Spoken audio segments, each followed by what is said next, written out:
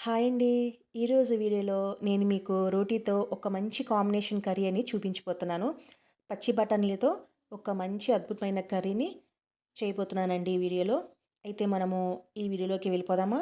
ఒక కళాయిలో ఆయిల్ వేసుకొని ఒక 3 ఉల్లిపాయలు వేసుకున్నాను.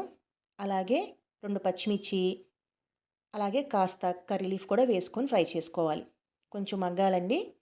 కొంచెం మగ్గిన తర్వాత 2 మినిట్స్ తర్వాత 2 టమాటోలను వేసుకొని కట్ చేసుకున్నాను. అందులో వేసుకున్నాక ఒక స్పూను సాల్ట్ వేసుకొని ఫ్రై చేసుకోవాలి. ఇది ఒక 5 మినిట్స్ వరకు బాగా మగ్గించుకోవాలండి. స్టవ్ ఆఫ్ చేసేసుకోవాలి. ఆ తర్వాత నేను వీటన్నిటిని ఒక మిక్సీ జార్‌లో వేసుకుంటున్నాను. అలాగే పావు కప్పు పెరుగు, దాంతో పాటుగా మింట్ లీఫ్‌ని కూడా వేసుకున్నాను. అంటే పుదీనాని గ్రైండ్ చేసి పక్కన పెట్టుకొని కళాయిలో ఆయిల్ వేసుకున్నానండి.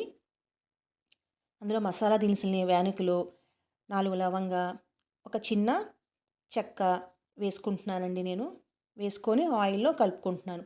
ఒక చిన్న ఉల్లిపాయని కట్ చేసి వేసుకున్నానండి. ఆనియన్ ఒకటైతే సరిపోతుంది. బాగా వేగాలి. ఆ తర్వాత జింజర్ గార్లిక్ పేస్ట్‌ని 2 టేబుల్ స్పూన్స్ వేసుకున్నానండి.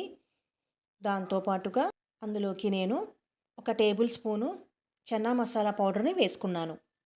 అలాగే కాశ్మీరీ చిల్లీ పౌడర్ ఒక టేబుల్ స్పూన్ వేసుకున్నానండి. తొందరగానే మగ్గిపోతుందండి.